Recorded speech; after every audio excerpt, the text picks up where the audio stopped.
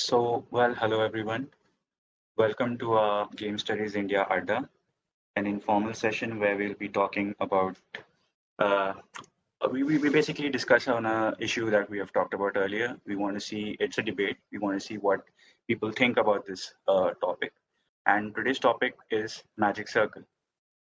So basically, in games and digital media, the Magic Circle is a space in which the normal rules and reality of the world are suspended and replaced by an artificial reality of a game world.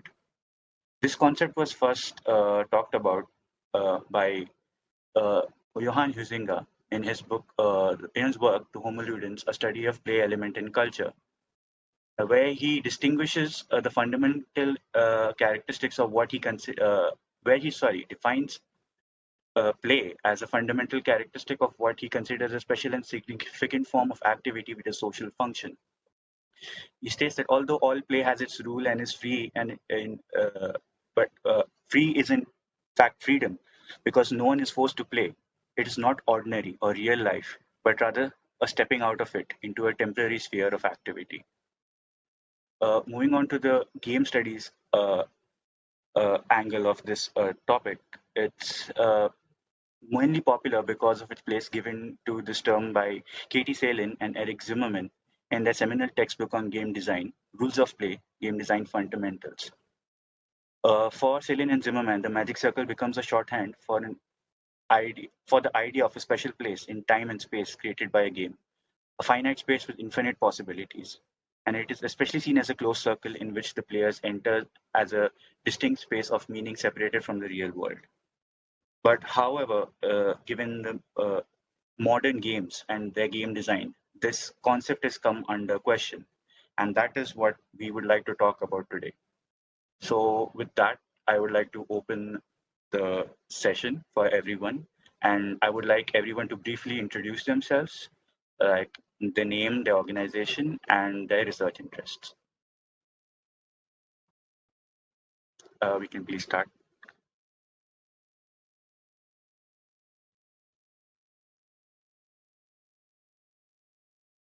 What's the order, Jeffrey? Who will start? No order as such, like everyone just give and go. Alphabetical. Then I don't know what. Alphabetical, okay. or whoever wants to start. Or the order that you see on your screen, Jeffrey. We could go by that. Could you tell us? Okay. Well, I would have to minimize the picture for that. So just, all right. So never please mind. start. Yeah, please start. All right, I'll start then. I am Poonam Chaudhary, and I am doing my PhD in game studies from the English and Foreign Languages University, Hyderabad campus, and I'm excited to be here.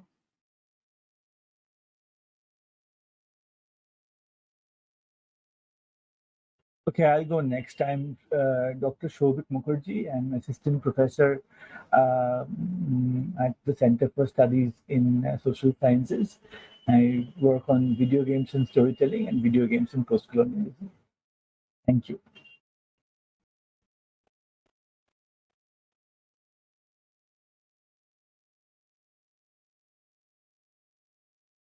All right, I'll go next.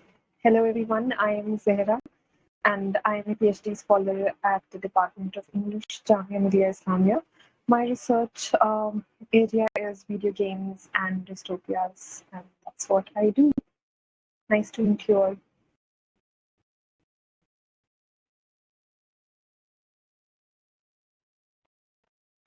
Start off then. I am Shobhik Kaur, and I am a PhD scholar at the Department of Liberal Arts, Indian Institute of Technology, Hyderabad. My interest includes nuclear fiction and game studies. Excited to be here. Thank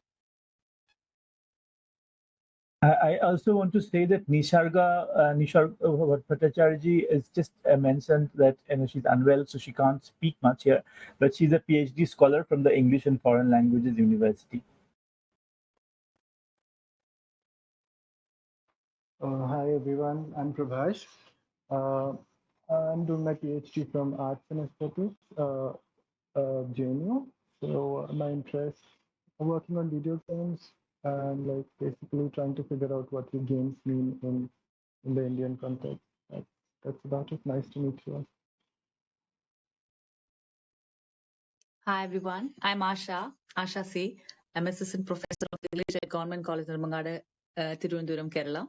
I'm currently doing research in video games from School of Letters, Mahatma Gandhi University, Kottayam. Thank you.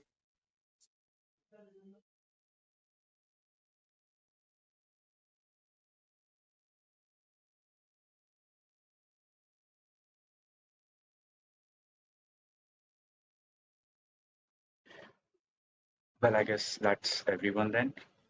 I think Salman and Victor Avinash Sinha and And Anubhav are Anubhav. the only people left.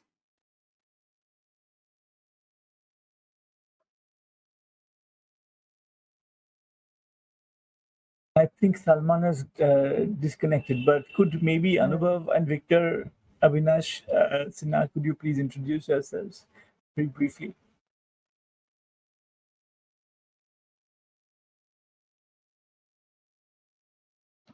So Anubhav is looking into research positions in game studies.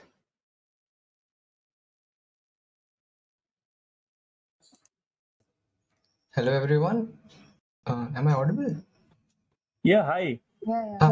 Hi, I'm a first year student pursuing his master's in literatures in English from the English and Foreign Languages University, and I have got interest in game studies. Yay, a lot of IFLU people.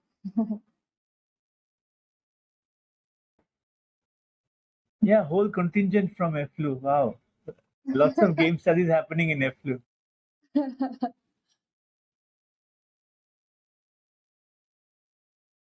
So how do we start this? Just to throw a question, I think taking on from where Jeffrey started, this magic circle concept as described by Johan Huizinga and then taken on in game studies. What does everybody think about it? I mean, is it something that we can still use productively in our research? Is it something that is relevant in also in the context of India, South Asia, um, um, and anything else that you might kind of think of?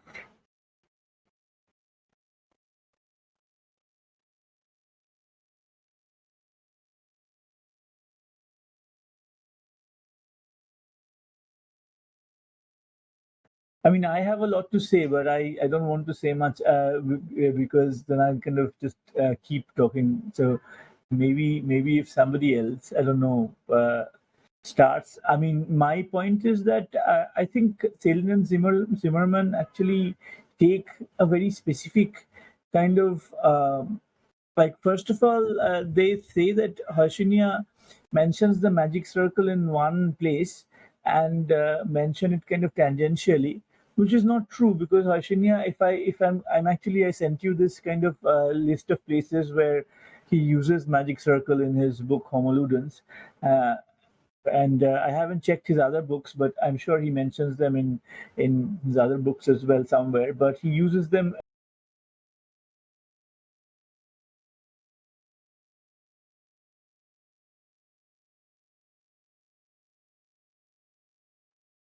Can others hear Shobhita speaking?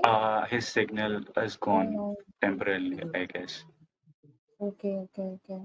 But yeah, just It's okay, picking Shobhita. up. Yeah, but just picking up on that question.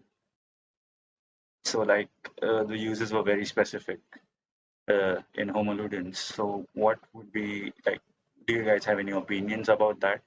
Like, I would like to put this question that the modern games, especially in the modern times, they do not like it. It would that kind of philosophy earlier would have maybe worked back then when it was limited to other forms of play, but with digital forms of play such as video games, do you think that such a framework still holds any value? I mean, I would say, Jeffrey, I think I got cut off in the middle because my internet connection went. Yeah. Yeah. Again, a break from the magic circle, as it were. And, uh, and I'm using this purposely because magic circle, Hashinia also uses it for rituals and other things as well. But he says play is play because it is conscious that it is play. But it also happens in this place which is cut off from the world, but in the sense that when it is the awareness that I am entering a zone of play. But I think in other kind of places, when in his book he says that he compares it to a courtroom, a play, a theater, all of these places. So I don't think really Salen and Zimmerman have got it on point here, because uh, I mean, a courtroom is not cut off from life, or a festival is not cut off from life, right? I mean, these are very much parts of life. So this is my kind of I think probably it is perhaps possible to go back to the original text and look at it as a concept, really. And I don't know if you're literature students here, but Coleridge talks about something called willing suspension of disbelief, and that I think in a way play is also this level of this willing suspension, in a sense. I don't know what you think. I mean, we have the Euro Cup going on, so well.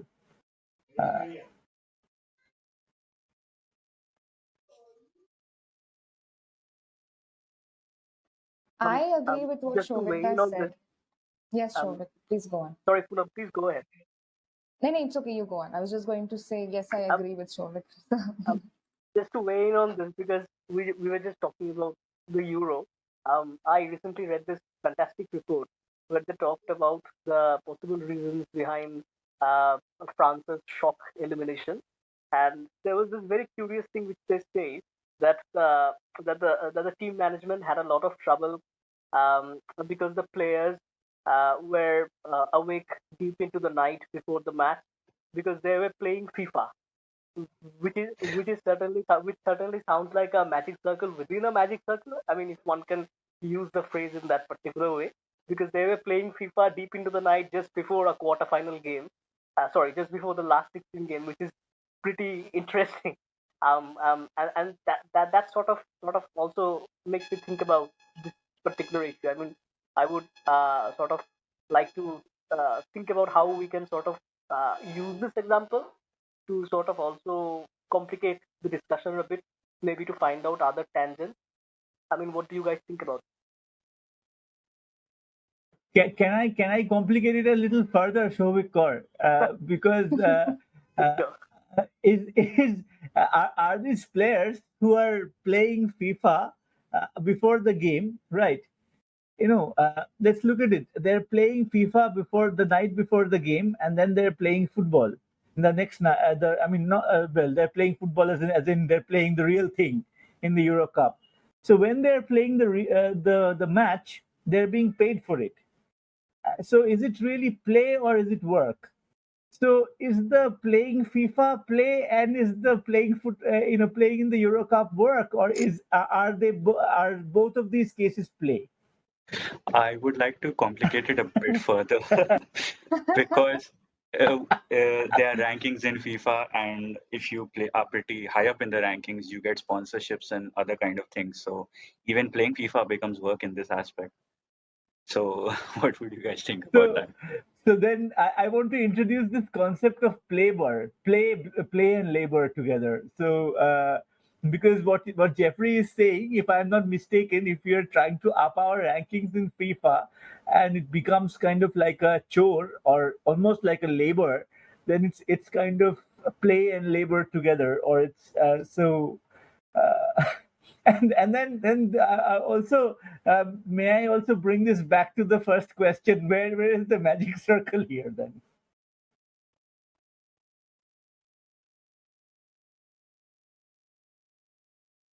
So isn't it the end of the play altogether by bringing this labor into the play?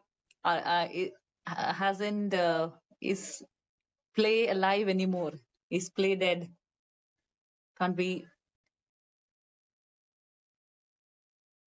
ask it that way? So I, so is play dead? Okay, is play because bringing work into play is play negated altogether. It's interesting. I mean, are we looking at work and play as binaries as well? And how separate is work and play? in these senses, really. I mean, this is also one thing. So the death of play means the beginning of work, and the beginning of play means you know. So I don't know. So Yeah, I have a the similar death. question because for us, games research scholars, right? So when we play a game, do we play it for, is it research or is it play?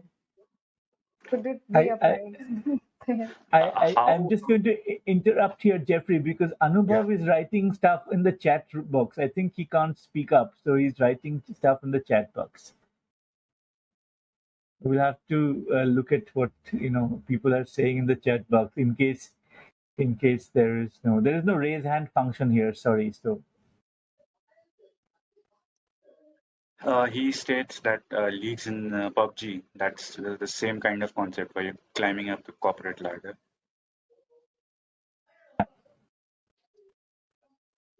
Um, some of you and guys are and going to I was play test this asking, game. So are we going to work for them or are we going to play it?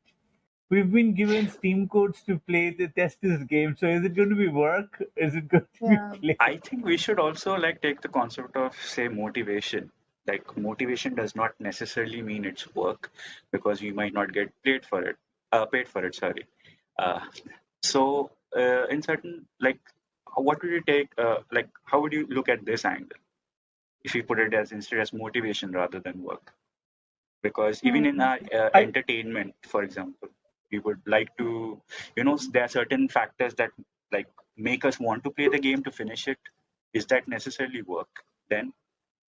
I think Hoizinga is actually saying that the consciousness of play makes it play. And that is where, I mean, the magic circle is not a fixed or a physical space, really. It's more kind of a perceptual space. I won't even say psychological or mental or any of these things.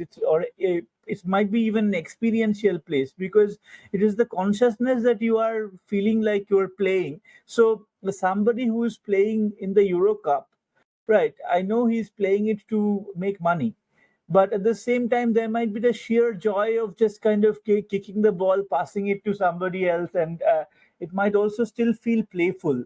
Sometimes work, well, not for me generally, but work sometimes may feel playful as well with this whole gamification and To add to that, I mean, Alan Gutman talks about it in Record, from Ritual to Record, right? Like in the first chapter itself, in the end of it, when he picks up Huizinga and Kaua and talks about this particular aspect, that is it separated in time and place? Is it a different from work? And his argument there is that we do not live in a world where pure work and pure play exist actually. So his argument is like, of course, a loose argument, but then there is something there, that pure work and pure play, a world divided amongst pure world and pure play, is an unsustainable world. It is not a world that exists. So in that sense, his argument is that they overlap because we do not live in a pure world. So any responses on that? I think Prabhas, I think I agree with this response about pure work and pure play. And recently I have been struggling with Marx and his opinions on play and work. So is kind I've been kind of part of this lecture series on the capital. So I was and Marx is talking about wage labor, capital, and value, labor theory of value, all of these. So what value is there in play? Then is play absolutely valueless, or but then we see value in play, often even kind of economic value, and all of this comes in. So I was I am just thinking of sorry. I would yeah. just like to add Anubhav states that when cyberbullying, cheating, and self-harm is involved, it's like the conjunction of spheres, the real world and the virtual world, the real impact of the virtual world. Yeah. Wow. Yes. Of course. I mean, uh, Yeah, that's actually a very relevant point. That oh, but that has been the two essays that Shovik sent. That also is like one of the point which is constantly talked about. That the yeah, real world Mia and the mentions cheating. Yeah, it's like Mia the nor- Konsalvo mentions cheating. In fact, yes, even Nisarga adds that towards the end of Homo Ludens, Huizinga says that in the post-Holocaust world, the distinction between play and work is gone. He speaks especially about events like these sporting events like the Euro Cup, which is too serious to play anymore. So can we turn work back into play? that Huizinga, I think, would answer in the negative, but he was affected by the pessimism of the Holocaust. but you see, this is one of the tendencies of in game scholars that we kind of always think that after this movement, the defining of these big events after which play and work boundary kind of collapsed. But the boundary never existed to begin with. That is the whole point. I would like to respond to this by looking at what Adorno says about free time. Because if we look at game and play as being motivated or having the element of playfulness, which is where we started off this discussion, right? Then we need to think about the time which we allot to games. Because if there is a boundary between work and play, then time would play a huge role in that. But somebody like Adorno would actually say that free time is what makes work possible. It's actually just a nice reward that you get to play the game of labor. Right. And that gets interesting because where you stop with at marks at the ledge, Adorno provides a bridge of sorts to cross over into the field. And when it comes to discussing what happens to a game when we play as scholars or when we play as professional players, this is something that's been talked about in one of the essays that Shavik shared. And it is a problem if one continues to look at a boundary separating work and play, right? Because then the professional player or the professional scholar gamer is an issue. But is it really an issue if one tries to look at this idea of free time and how it ruptures very nicely medicated boundaries of work and play? That's amazing, So Gaurav. You this brought idea forth. of sorry, go on, Pravash, go on.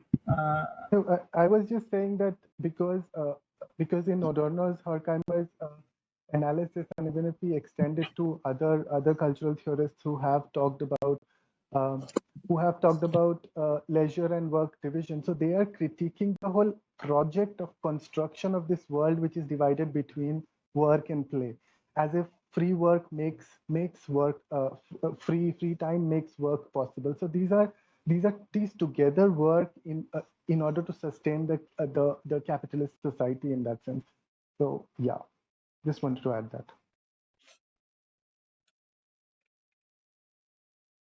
Also, I mean, in Marx, for example, I mean, superfluous labor is one thing. I mean, and also there's this thing about kind of you have kind of a level of labor that is needed to create the product, and then the rest of it is extra, right? And in that, often there's this kind of this claim that this extra labor is actually kind of which is what kind of produces the capitalist profit. But to maintain that profit, the capitalists would kind of create entertainment and leisure. So then ultimately leisure is connected to after all, to profit and kind of work ultimately, the creation of value and work. So is there any leisure per se? That's one kind of like question. Is not all kind of leisure ultimately driven towards capitalist enterprise? Exactly, sir. If you look at how people are, we are all waiting for the Olympics to happen. When Euro Cup is happening in midst of this third wave, fears. So all these things actually, I think, points out to this capitalist, policy or this, how to game thing, drawing people into this game, drawing people into you cannot call it a circle, into this, I don't know what, into this sphere of play and holding them there.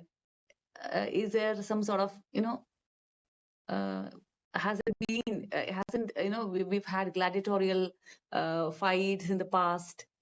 Can we draw parallels from history that way? I think it's also like that if we are putting ourselves in a circle that does not follow the rules of the normal world. So in a sense, it's an escape from all of the, I don't know, the depressing kind of factors that exist in our current world due to the COVID lockdowns and everything. So maybe we can look at that angle too, that way this becomes a circle that is actually not also capitalistic based, but it has, Yes, yes, yeah. I'd That's say, right. That's roots true. in other People things. do want to play. People do want to see the games that's there. Yeah, of course. I feel like what Asha said is so interesting because that changes the question, right? We're no longer talking about is there really a magic circle or not. What Asha is saying is that at the end of the day, do we want a magic circle to exist? And that's interesting. It changes the direction of where we started from. I want to add something to that. In the sense that that also what Asha said about the gladiatorial games and everything. That also separates the existence of magic circle from capitalism and links it to power. Basically, feudalistic systems also have a magic circle in gladiatorial games in other forms, and it is what is the relationship of magic circle to power and how does it play? That I think would be an interesting point. And yes, again, the Romans would have something called panem et circusem, so bread and circuses.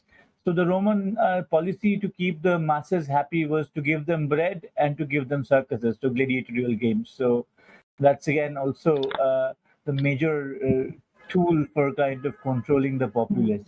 I was just about to mention Panmet surfaces because that's the basis of Hunger Games. And to study Hunger Games and then read Magic Circle in its theoretical sense, it complicates a lot of things, right? If you look at games like gladiatorial games or circuses for entertainment purposes and things like Hunger Games, then you start to wonder where does the playfulness go and what happens to theoretical definitions of magic circles. Even this Indian concept of Mela, right? Mela is, I mean, if, I don't know about other cities, but even during around March or so, when the politicians thought that COVID has kind of calmed down, at least Melas were held in my city, and they were held in order to kind of uplift people's spirits and stuff. So maybe that could also be looked into. Like once I heard somebody say that catharsis is for the masses, right? That's a way of control. So just wanted to put it out there. Yeah. So I was talking about the Kumbh Mela as well. I mean, for better or for worse, that was held. And I don't know. I mean, I don't know if it can connect to play really, because but then it certainly does connect to the notion of leisure for sure. If I may just add, like, I'm not really certain, but like when you say Mela, it does mean carnival, like literally, and then you can link that to Bakhtian's concept of the carnival, where everything turns around. So that is also indicative of a magic circle, like a set of rules that's different from the normal set of rules that exists. Yeah, Mela in our contemporary times, especially in Interesting. post-pandemic India, that changes a lot of the safe aspect of Magic Circle, right? Because Magic Circles do try to give us a sense of safety. That whatever happens here won't really translate once into your own life once you switch off whatever game you're playing. But Melas for us, with our very contemporary concerns, don't really offer that kind of safety beyond the border of the Mela. The question, however, is did Huizinga think of this? Did he create work and play in like distinguish them so clearly and thought that it never seeped into one another as it is presented I would argue that he did not. I would Yeah, argue that he yeah, did not. same It here. is only Kaloa later on who comes to this reading, and later because Kaloa, after all, is kind of looking at an anti-Marxist kind of point. But also with Salen and Zimmerman, they actually bring the magic circle into video games parlance, but they take a very limited. I'm very sorry to say, I do respect their work otherwise, but they take a very limited kind of view of the magic circle and bring it into game design and game studies, really. But it's kind of like the hero's journey. But I don't think Huizinga makes it so clear cut in the difference between work and play, because of all the kind of points that all of you are raising with Huizinga. I don't think he makes that kind of clear cut distinction.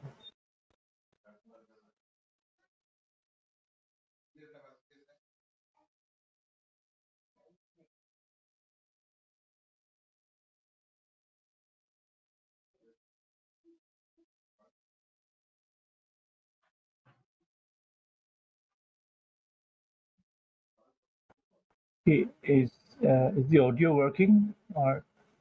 Yeah, it's working. It's working. Yeah, it's working. We were all just thinking collectively, I think. No. Meanwhile, while we are waiting, Nisarga Bhattacharya mentioned in the chat that, as Sir pointed out, the leisure of play can be available to only the privileged. The gladiator battles are perfect examples since the audience consists of a particular section of the polis.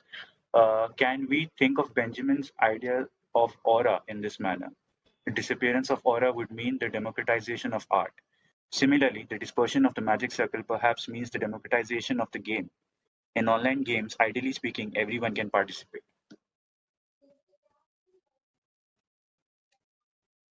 Yeah, and participate from everywhere, No, isn't you it? need a system. You need a system for that. Yeah, Not that's right. everyone can That's right. participate. Of course. You need a Yeah. You system, will but need a it's happening material in a medium. classroom. Yeah. You would need internet. You would need a lot of things. Medium. Yeah. Oh, Yeah. but these Also, times you would need every, facility with some of them you'll need facility with the language as well. So somebody who Yes. doesn't speak or read English cannot play Disco Elysium or maybe even World of Warcraft in some ways. I don't know. but then I have a different opinion there, because in my college I teach in a not exactly a tribal college, but a college where a lot of tribal students come to study. It's a hilly Mhm. district that I teach. So there, Mhm. I really wonder, kids, they are in free fire almost all the time. Even when I'm taking online classes, they'll be playing Free Fire, and then they'll So be uploading the videos. So the question is, how far does the game affordance allow that kind of, for example, if it's a dialogue-based game, Okay. then No. it will be a difficult. But if it's something like PUBG or Free Yeah, Free Fire, Fire. or there's a difference, Yes, sir. Yes, level of. definitely. There's a difference. But then, thing is that, even the tribal students who did not own a phone just maybe months back, they're all into gaming, and they're all playing very hard and dreaming of making what is that professions out of it. They're uploading their videos, trying trying to recruit fans, and all that is happening out there. So I really wonder. So maybe they started as a play, but most of them, or the hardcore players, hardcore gamers, they all are trying to make money out of it, but not to any success, but they are at it right now. So I would like to then we bring in. complicate it a Yeah, yeah, little bit. What about women and people who were not men, basically? Because these Yeah. spaces aren't very friendly, right? These Okay. will not. So this magic circle, I'm just saying that.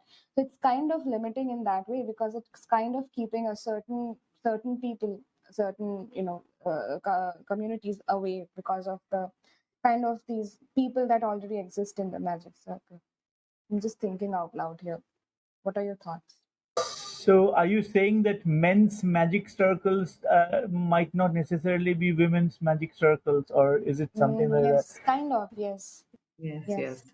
Perfect. Yeah, I agree with That's, Poonam there. that's But Yeah. amazing.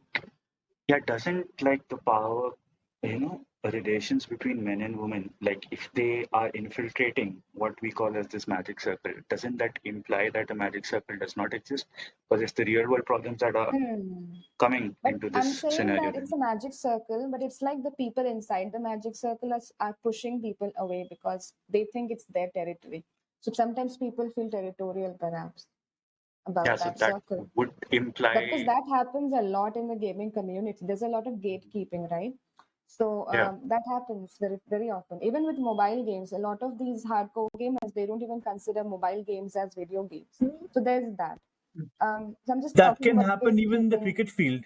In the Yeah. local neighborhood cricket field, I mean, I don't take this otherwise, but the girls who used to come with and try to play with the boys would often be kind of, sort of given really marginal roles, like you stand very far away and kind of that kind of a thing, or you be the goalkeeper. So that's kind of already, or sometimes even not be allowed to play. So that's it's not just computer games. I just wanted to bring in into general notions of games.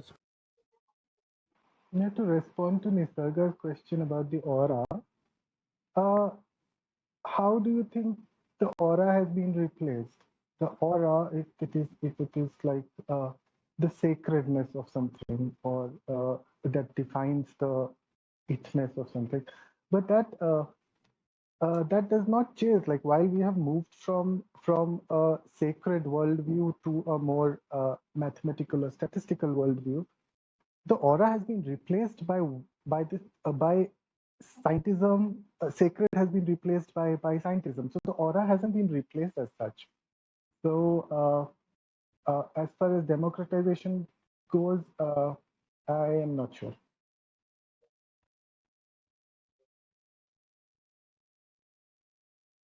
I also I was thinking about this question of whether, and I would agree with Pravash somewhat kind of about, but I'm still kind of like pondering this notion of the aura and how it can kind of be brought into this. Are we kind of like I don't know, is there uh, is this discussion of is kind of putting something in the magic circle or out of it, or problematizing the magic circle? Is there a drop in the notion of the aura? Or for example, is the FIFA player who is then going on to play the Euro Cup kind of, is there kind of, is there a loss of aura in playing FIFA, or is it the other way around? I don't know. I mean, this is yeah. Questions of pure play and pure work also come in here. I think Baudelaire's concept of simulacra and simulacrum, it does operate here, right?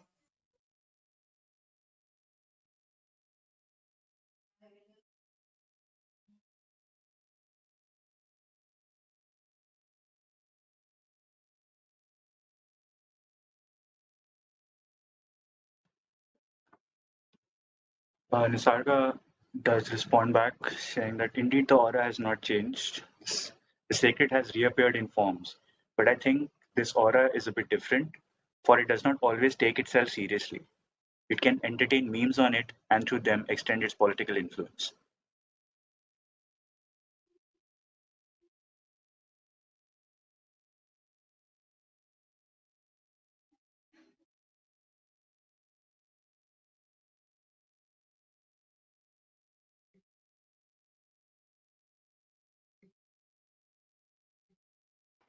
I'm just wondering, why would you think that the aura of art takes itself seriously? Just wondering.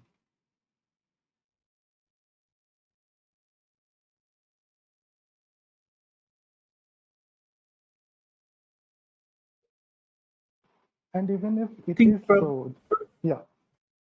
no, I think is he going back to Benjamin's original definition of aura? Is that what I mean? Is he looking at, I mean, the work of art in the age of mechanical reproduction? So maybe is he looking at the, yes, he says yes. So maybe he's going back to Benjamin's original definition of aura. That's why he's taking him seriously. That is the Again, the point. question of serious and playful. Even then, I was thinking, because like, to say art takes itself seriously in because of the presence of aura. If aura is being replaced, like, it functions still, the sacred aura has been replaced by the mathematical aura. That doesn't mean the function of aura exactly changes.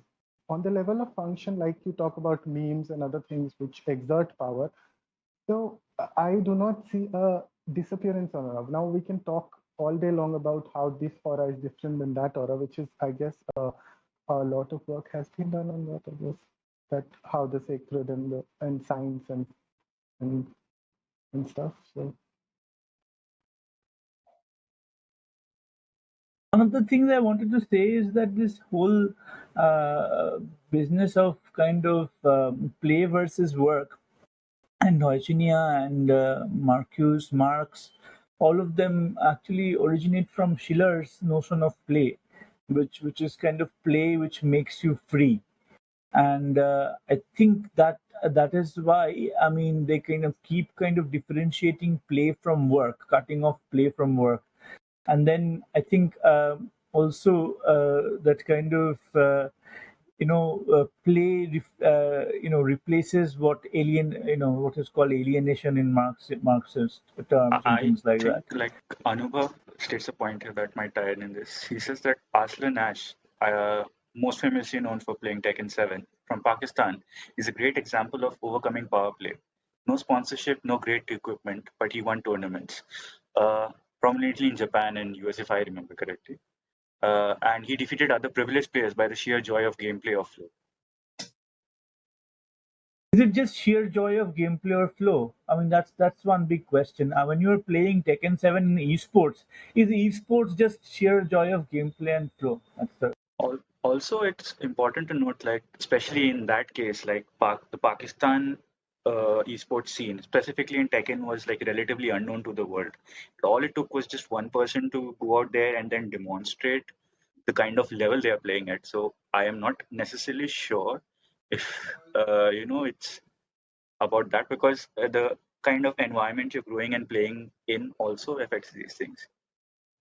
the Arslan Ash is a man, and on top of it, he is playing Tekken 7 and playing it at a good level. So the availability of equipments on which you can play Tekken already establishes him as an elite in Pakistan to begin with. So and Exactly. and he goes there and joins the most toxic boy culture, International Federation of Boy Culture, that is the fighting game community, and wins a tournament and is applauded. I mean, there is power play, of course, there.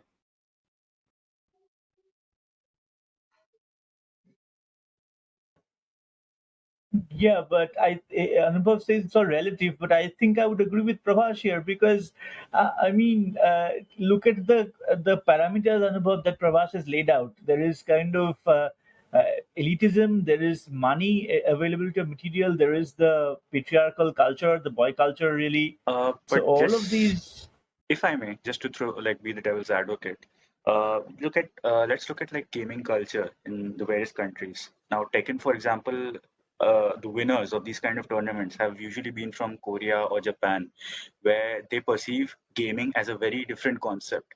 In countries like India and Pakistan, gaming is frowned upon. Where like if you go and even do spend your time in such parlors, you will be seen as maybe like a loser, or those kind of like contexts are usually attached to that. Whereas in countries like Korea, they're actually their sponsorship, their parents encourage that because it's seen as a kind of like earning money from gaming is kind of a concept that's been there for a while, and they have an infrastructure which supports these kind of things. So, what would you like to say in those contexts where people from Pakistan are not as privileged as people from Korea in regards to It, But then it, this that kind would of it things? is also answer the point of power, right? Because then the people from Pakistan are at a disadvantage in terms of power, and it's the whole question of kind of overcoming power play. That itself is power play. I mean, if I'm an underdog and then kind of perform well and kind of establish my country's kind of I don't know, uh, when Sri Lanka defeated India in the semi-final in World War, with Sanat Jayasuriya blazing away, that was kind of again power play. Although it was like Sri Lanka was considered to be an inferior team earlier, so that kind of thing. There's always power, I think, in that. I mean, which way you look at it is perhaps. and also the fact is here the gender aspect is being overlooked. I mean, I think because my me being harsh towards the FGC, there is enough data to prove FGC is what I say it is. And on top of it, as my research is on fighting game communities, I have observed that people weren't considered losers or or people who don't know anything. You need to understand that FGC establishes itself as a separate entity, which even doesn't like to be called an esports because esports is too nerdy. It establishes itself as a very hegemonic masculinity and traits of hegemonic masculinity. It says that you have to play next to me. There is trash talk.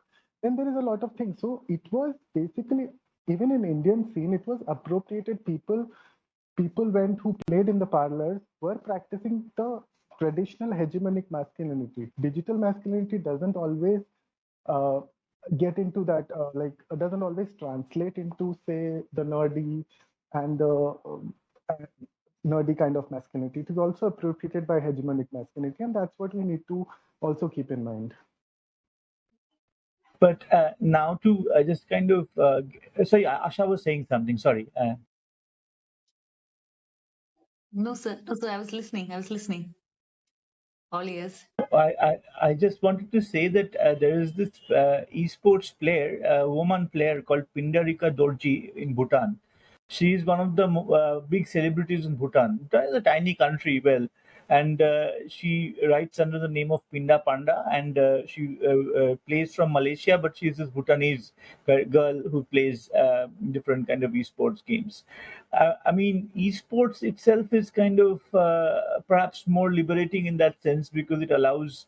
It's a much wider term, but with fighting games, as Prabhash is again the expert here, and I think he knows better than I do. But then fighting games, I think, is a different kind of ball game here.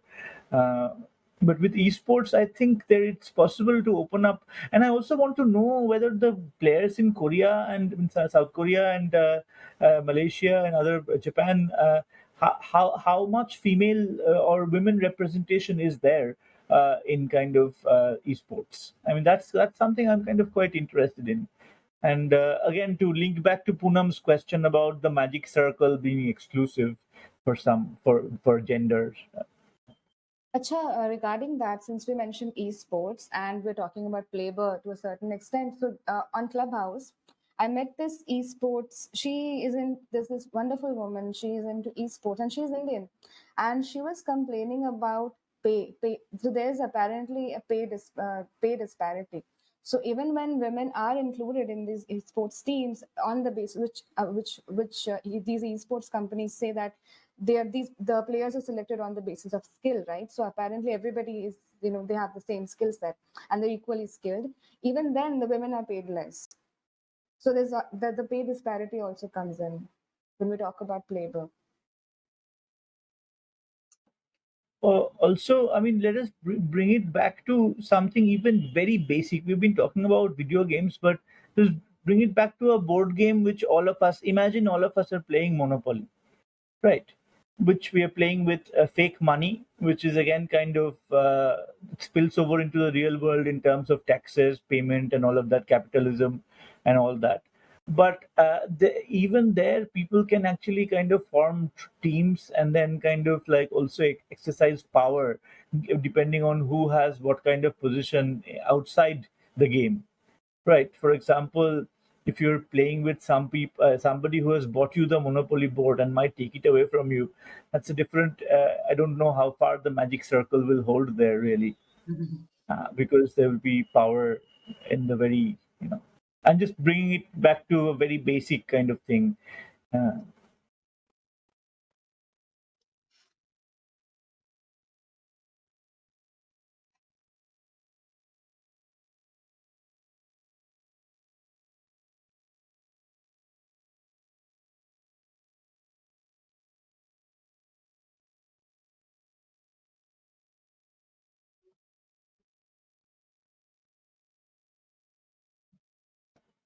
Yeah, I think there's this long silence when all of us are thinking, and Zara has just said that this is similar to the cricket bat owner. It's actually a very good example, Zara, because the person who used to have the cricket bat in the cricket ground when I played, that person would be like God because he would just walk off with the bat and then the entire game was over. So Yeah, it's I'm kind sure of we all have an experience of the amount of outs that are possible for you in a cricket game. Yeah. So the person who owns the cricket bat can, get out a number of times and still play the game, because after all, the But bat Huizinga belongs. brings up the spoil sport here. He says that the spoil sport is the person who destroys the game. The cheat is within the game because the cheat follows the rules and cheats according to the rules, but the spoil sport spoils the game, and then the magic circle is kind of destroyed. But is the magic circle entirely destroyed when the because what you are saying is that the guy doesn't go out of the match, but he says, or it's usually a he says that no, my number of outs are going to be kind of like, let's say I'm going to get 3 outs because I have the bat. But So Right, and people agree to it. there are right, factors like exactly. instant outs So, also. yeah, Yeah, new please continue. rules are formed to keep the magic circle in place, because Yeah, after like if all, that you person is our god. yeah, like if you hit the ball into that stern uncle's Oh, house, it's right. done. Yes, You're done. yes. Like the whole game is done. So So sometimes that's it's not not a even in the six, hands of that's an your out. Like, yeah. imagine. So in my locality, we used to have a run called compulsory one, and then out if the ball was kind of hit into the drain because somebody would go ahead to pick it, and we have open range in Calcutta, sadly. But the point is that this compulsory one, it doesn't exist anywhere in the world, right? But it existed in my para and in my neighborhood. But the thing is that. I wanted to say this that there is kind of a power play within the magic circle, and that's considered as part of the magic circle, really. But then that brings me to a bigger question.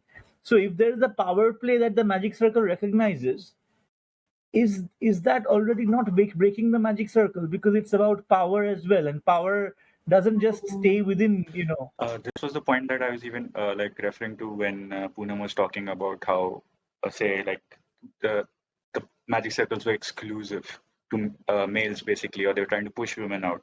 Like those same kind of power struggles are then getting replicated within the circle itself. Yes.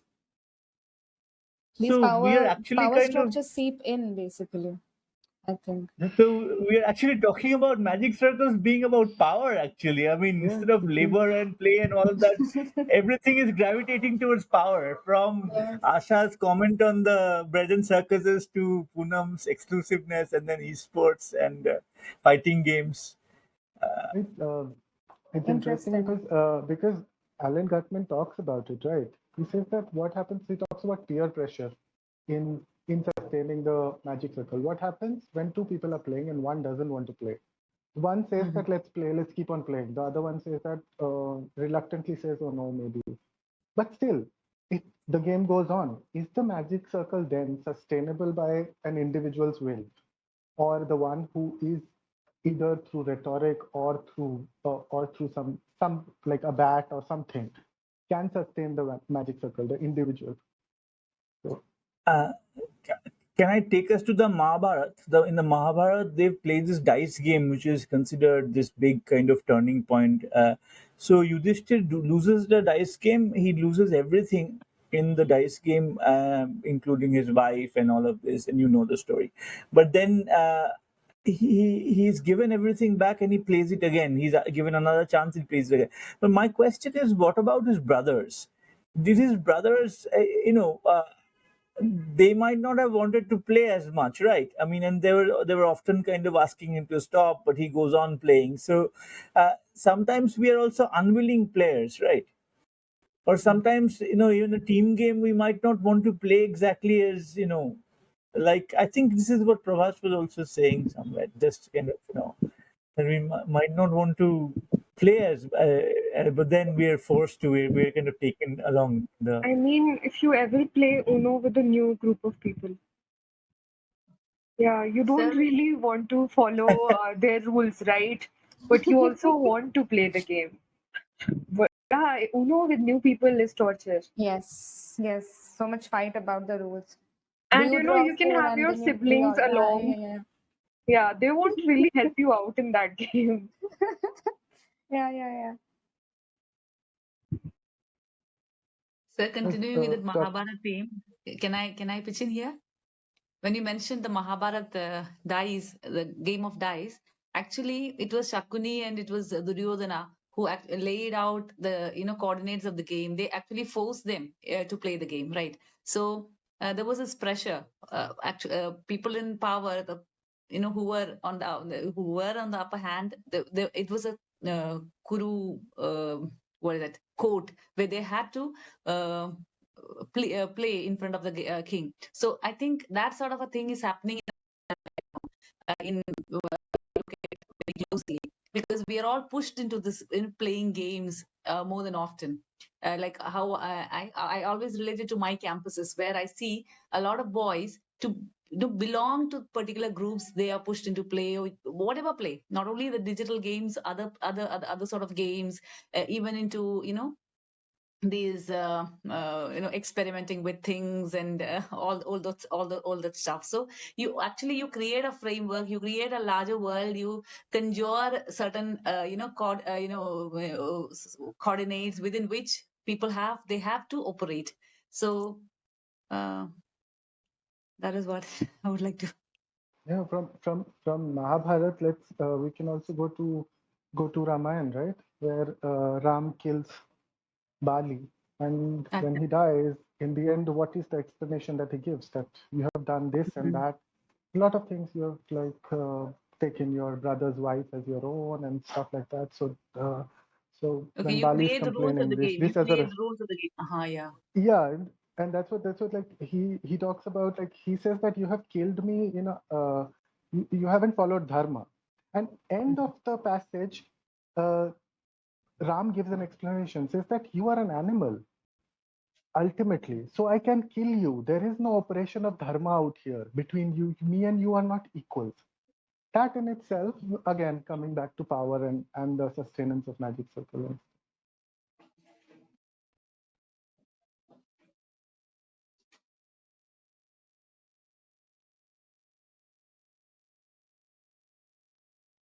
I think Anubhav has a couple of points. One, I think he's mentioned existentialism as a question mark. Now, existentialism in play, well, I don't know. We'll have to think about this again. But how playful is the existentialist kind of philosophy or world? And then he has said that in team games it's like that, but in solo battle royale it's a different story. So maybe Anubhav, you can I think we've kind of lost that kind of train of thought here. Maybe you can just type it again so that we can take it up, because I think there were parallel discussions that were going on, so we missed you know. In case of solo battle royale, I mean, like every individual player is no team players, so everyone can, as in PUBG, like kill each other, and they are on their own. They can join and leave at any time. So that kind of power play does not exist there. Are you aware of the battle royale thing? Because in the battle royale movie, There's a lot of echo. you Anubhav, can you mute yourself for a while? yeah, so I was just saying that in the battle royale movie, you have to you're all put into the island and you have to kill each other, and it's difficult to exit. You not difficult, it's not possible. I mean, you're not allowed by the magic circle here to exit. And whether you this is actually the magic circle, or it's kind of some kind of an oppressive regime, it's difficult to say. So today, if let's say a dictatorship tells me that this is a game and you're going to be part of this game, this game is of being tortured by the fascists, then that's another weird thing, right? And I want to hear just one last example, which is that in during the Second World War, the German SS occupiers of Ukraine played a series of football games with the Ukrainian teams, and it was called the Games of Death or Death Games or something. And it was a very curious instance, because in some of the games the Germans lost, and by the same time the Ukrainians who were playing against the Germans almost knew for a fact that they would lose their lives, right? So how far was it a game, and how far was it in the magic circle?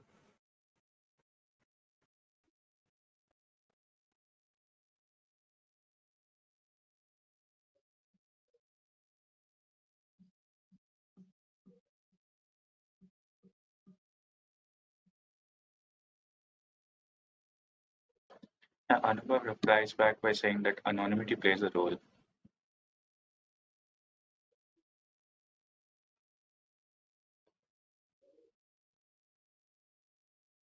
I think we are all kind of like in our from our various different kind of aspects. We are all actually talking about magic circle as something which kind of is I don't know, pervaded by power. And by pervaded, I also mean invaded, and I also mean it's kind of like, takes a different, so power is kind of coming in, and I didn't expect power to be one of the major elements that came up in today's Adda, but I think everybody's, in some way or the other, we're talking about how power kind of, comes into this thinking of the magic circle and play space, I'm also really. thinking about, speaking of power, I'm thinking about sub magic circles that are kind of created in a reaction to these bigger exclusive magic circles. For example, the gaming, the PC gaming community, right? So people who could not be a part of the people who wanted to game, people who wanted to play but could not be a part of the PC gaming, the PC slash big screen gaming communities, they kind of have their own gaming community now, a mobile gaming community especially. So I'm just thinking that sometimes maybe in order to kind of respond, in order to kind of have their own little magic circle, maybe that's how we sometimes respond to these powerful, bigger magic circles. I mean, also there's like the existence of mods and trainers. Now, trainers can definitely come under the cheating aspect, but what about mods that change the rules of the world of these games themselves? Like, say, some may even increase the difficulty of the game to provide more of a challenge. So that doesn't necessarily mean it's cheating, but like in that ways, even like the modders try to take back control from the like the original like rulings of the game. Perhaps we can even look at that. Subverting the rules of the magic circle in a way. Also, Then Sovic, are you still not within the magic circle? Yes, kind of. but haven't we like changed what that magic circle is? But it changes the magic circle as it is the rules perhaps, but then it still kind of keeps you within another magic circle, because you're kind of considering, you're accepting the play, you're accepting the new rules, as it were. So Also, Sovikar is adding that since we're talking about power, does the geometric structure chosen by Huizinga say something about play and power? Shovik, will you elaborate on this? Yeah. So I was just wondering throughout this discussion, why circle? Why not a square? Why not a rectangle? And if you're thinking of it in terms of 2D or 3D, why not a sphere? I mean, depending on the position where one locates oneself within the magic circle, there are certain equations of power, right? I mean, when we talk of a circle, uh, we have to think of a center point, we have to think of a radius, right? If we think of it in mathematical terms, then if we think of it in 3D terms, for example, the question of density comes into being. How dense does the distribution of power within the magic circle work? This makes it all very serious, I understand, and sort of defeats the whole purpose of calling it a magic circle. But at the same time, this is a geometrical metaphor that Huizinga uses. And that's why I kept thinking about the mathematical possibilities when we think of it in terms of a circle. So this is just me thinking out aloud. I just wanted to know what take do you all have on this? I think like the circle concept was like, you sit around in a circle and then play a game back in olden times. So I think like that's more like a reference to that, where if you made this circle, the rules that exist within this are what you're following. Everything else outside doesn't matter to the game. So I think that's the kind of metaphor that would have gone out around earlier, I like to think in describe that. Harshinya, there's also a mystical element about the circle. Like if you remember Kubla Khan, weave a circle around him thrice and all that. So there's a mystical element as well with the circle metaphor. But I take your point about the geometry. I mean, let's not moving away from what Harshinya himself said. But why is it not a magic polyhedron or a magic hexagon? the circle of after all kind of like is equidistant all the points, but then you're talking about the center and the margin. So there's the center in the circle and there's a margin. What if you could constrict it into a dot, a magic dot, which where there is no center or margin whatsoever? I don't know. All of these possibilities arise, but with the circle, I think. I mean, one of the explanations that Huizinga gives is the mystical circle that he talks about directly, and but the other thing is, I think maybe the circle as a geometrical figure, perhaps as kind of more as kind of equidistant from points and that kind of thing. Actually, speaking of circles, I'm also thinking about performance. At the center we have the performers, and at the margins we have people who are passive and overlooking, the performance inside.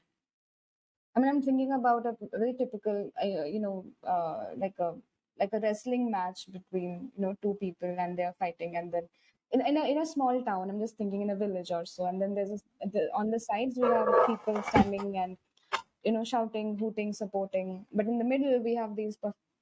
Can they be called performers? And they're at the center. So I'm just thinking about that.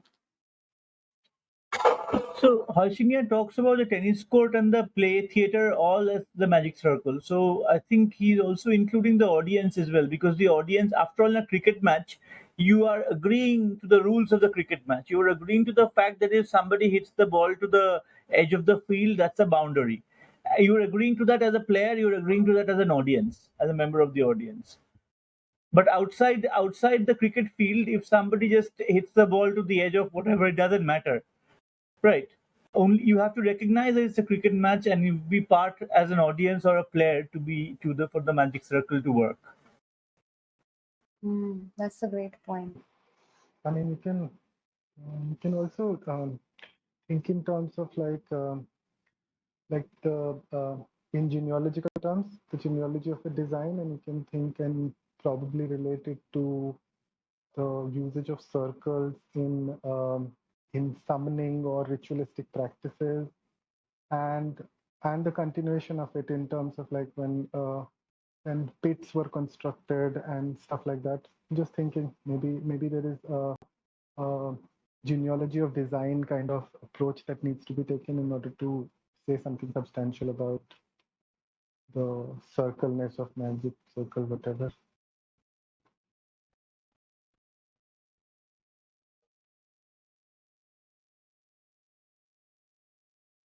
There is a comment by Victor Avinash Sinha. Sorry, Prabhash, you were saying something, but I'll continue later. I'll just hear you. so no, she's saying that a friend of mine works at a edutech company. She's working from home now, and they have online weird games, and she doesn't like to take part in those games, which her teammates say is cringe. But because of the power the manager has over them, they have to compulsorily take part in the game, however cringe it may be. This magic circle is also bounded by the rules of the game of survival, employment in real life. Wow. Oh my God.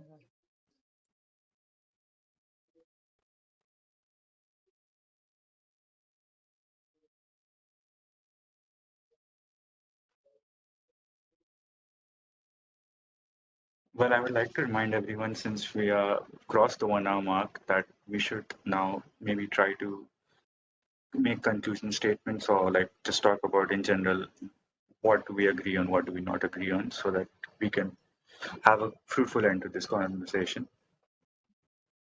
Thank you. Thanks a lot, Jeffrey. Thank you.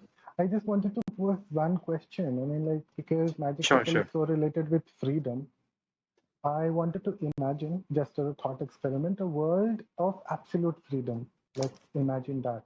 What would be the function of magic circle there? What does magic circle have to offer in a world of perfect freedom? Doesn't freedom itself have its own rules? Like, what constitutes a freedom then? Oh my God. True. As a thought experiment, I said, isn't it? Yeah. So, what would be the world of absolute freedom? I mean, what would be there in that world, really? Freedom from Because what? Freedom from what? Won't Say it just be actually, like Yeah. No, that's why I said as a thought experiment. Actually, It's Prabha basically Schiller actually talks about play as absolute freedom.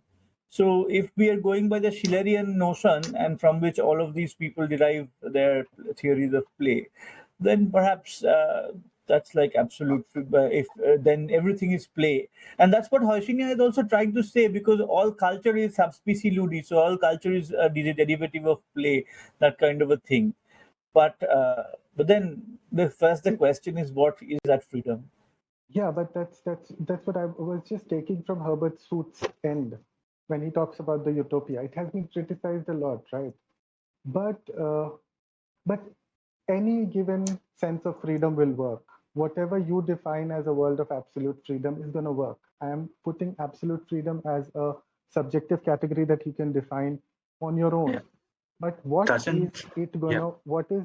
It's not something that we will share. Just as I'm saying constantly, it's a thought experiment. What is the magic circle? Because we're gonna come to something when we think about magic circle, because it's again related to power. Because I think magic it's like circle is I'm created to a world. Yeah. there'll be like multiple I magic circles fighting with each other for dominance.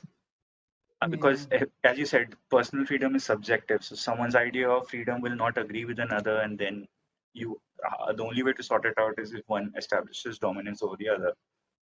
That can be quite a stressful situation.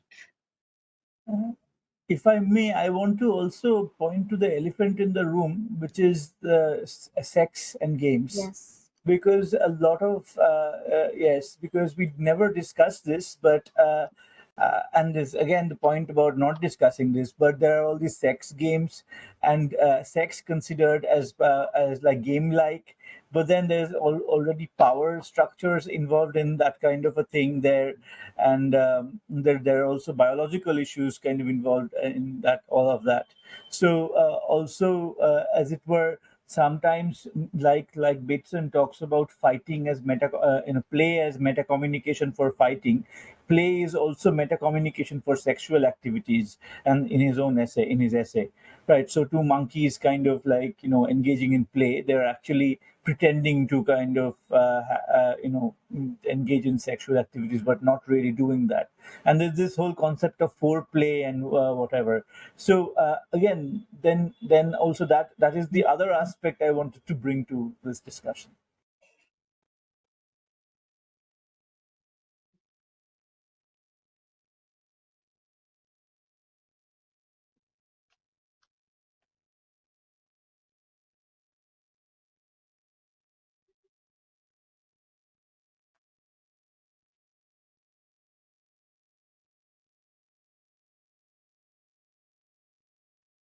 I just had to say it's ironic we talk about sex and then there's awkward silence. No, we're just That's thinking, why I really. was about to say We're that, all but then thinking. since I introduced the topic, Uh, it's very interesting, though. I mean, but with regards to sex, where does the magic circle begin and where does it end? I mean, this is the yeah, question. I mean, then what happens to yeah, the yeah. magic? And I mean, we could maybe consider the act of sex. And again, there's again a lot of questions in that also. What considers as sex? That as magic circle, and then what is foreplay then? I mean, lots of questions. Lots of questions. Lots of If you go on by the Protestant ethic of work, and then, or in a very strictly kind of Protestant sense, then you wouldn't kind of probably engage in foreplay. Okay, got But it. Yeah, yeah, yeah, yeah, yeah, yeah, yeah. but Yeah, I mean, Love. yeah, in a lot of religions, right? Sex is not a leisure, it's not a playful activity. It's a way to continue your, how do I put it? It's a way to reproduce. If you're not reproducing, you're not supposed to have sex other than reproducing. So that's that.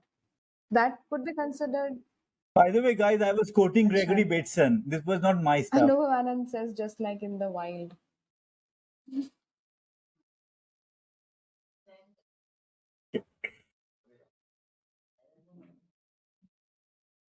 Um, Sorry, I had to so throw that into the discussion. I should have probably could you should have. repeat the name of the scholar, Gregory?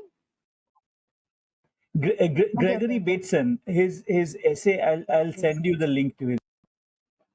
But like if you Sir, talk play about is meta communication, yeah, right? Sir, you mentioned play is meta communication for fighting.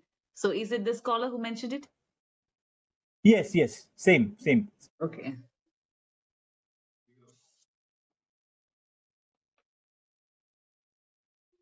So maybe I'm sex. thinking Sorry. then. Yeah. I'm thinking. Yes, no, no, No, no. I was Continue. just. No, I was just. Okay. I was just thinking about bondage, right? In terms of, and when you bring sex and magic circle together, I'm just thinking that then, in that case, magic circle is only sustainable in not by following rules, but by engaging in a constant act of negotiation. Only then, just saying.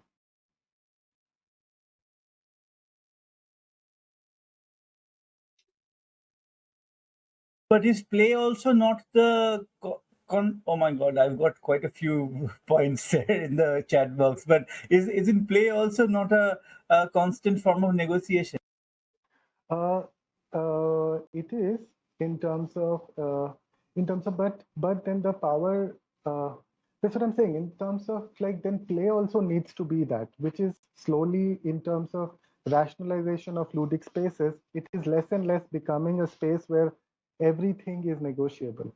Like rules of the game. To what extent are rules negotiable? How much can the community influences? How much can individual? And we come back to power again. Yep, always. So, Yeah, power is No, I that was one wondering. I keyword was that wondering. stood out so much today. I mean, it's amazing. I never thought of it this way. Yeah. As Savik sir just mentioned that he didn't actually really think that power would actually come to this big discussion. But in that case, what did he think that the topic of discussion would be when you brought magic circles into question? If not power, then what? I'm very curious. I thought it would be more like work and play, rules and play, and okay. I think I'm too ingrained in game studies, and then for sort of maybe structures and all of these kinds of game design, all of these kinds of things, but everything seems to lead to power, really. So well, it's an education for me. But Shavik, you did mention like you wanted to like initially you talked about Orientalism and thing. We didn't talk about it, but I kind of thought about the whole project in terms of power only because you had given the cue of Orientalism and that's the course that you wanted to teach as well. Yes, true, true. I actually in my book also I mention all of this whole thing about play as power, and that's certainly true. But somehow, and it's very much kind of there, and whole issues of diversity, inclusiveness, and the lack of inclusiveness in play. All of these kind of come down to power, but we just don't say it when we talk about magic circles. I mean, if you look at scholars that you've been reading as well, I mean, I think we should probably work on something together on power and the magic circle, really. I mean, just to spell it out. It's all there. It's all there in our discourses that we have been, but I don't think it's been spelled out so much. It's like, I don't know, today's Adda is like a word cloud where, those some of the words kind of stand out. Today, power is somehow standing out from this word cloud.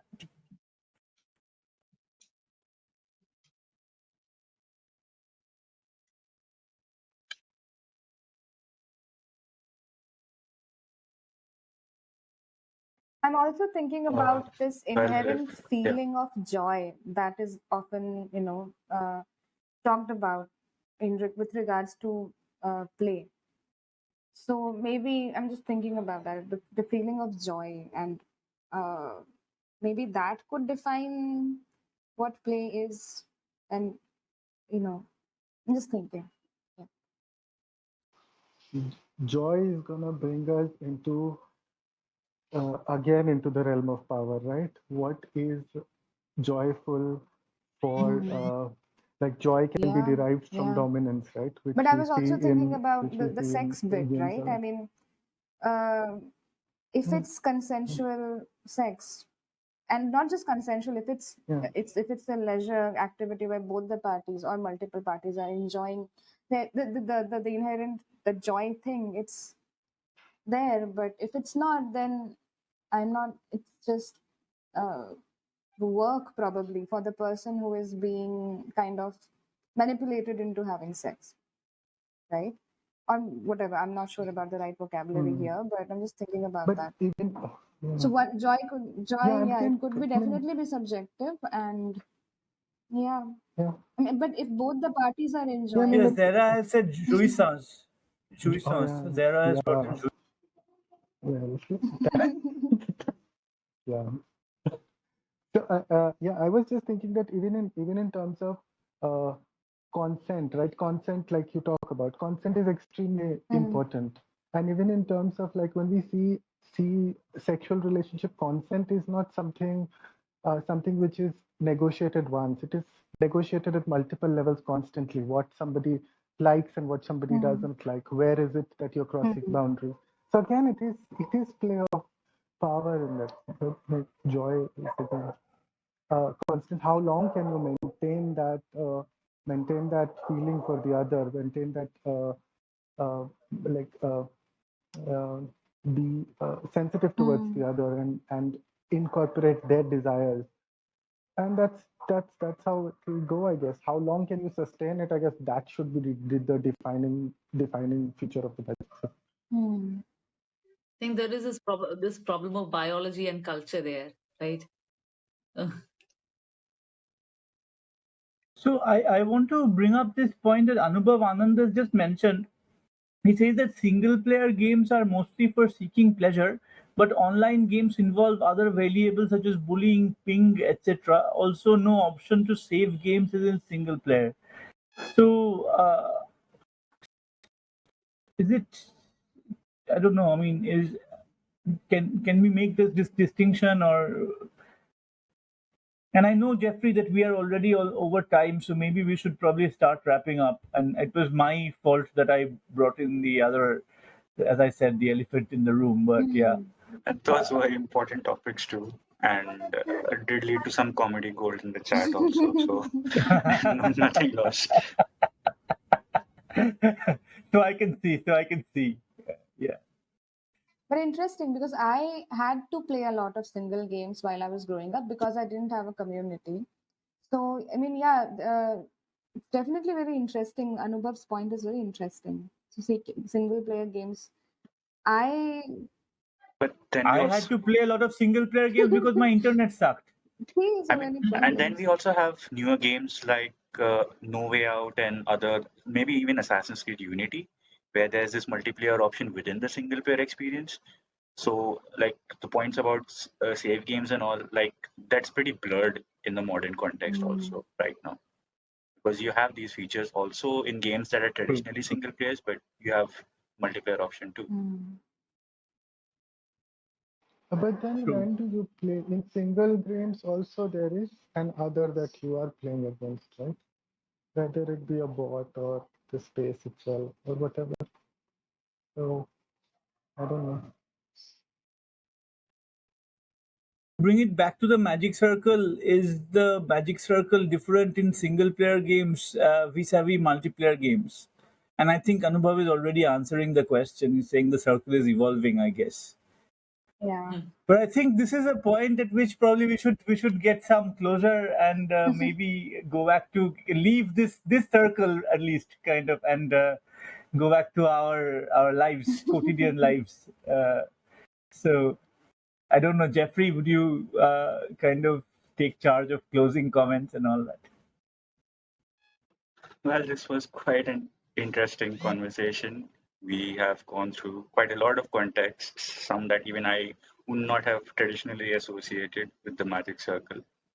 So I would like to thank all of you for this wonderful session, and in fact, for quite like giving quite introducing us to quite a lot of perspectives in this manner.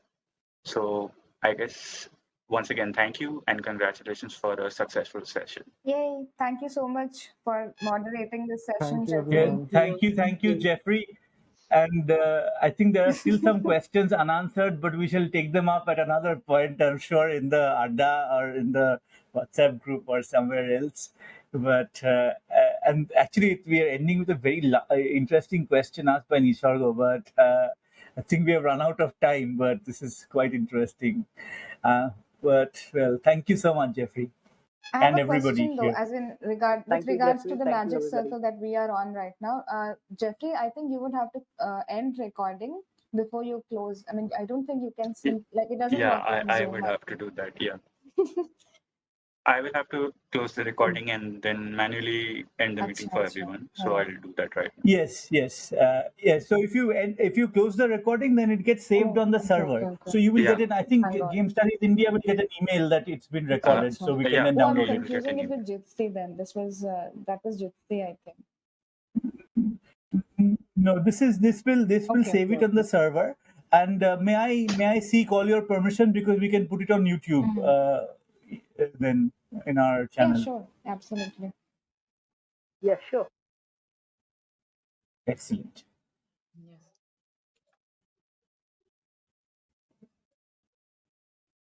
I guess we'll post this on the group as well once again so that everyone is okay with that. Mm-hmm.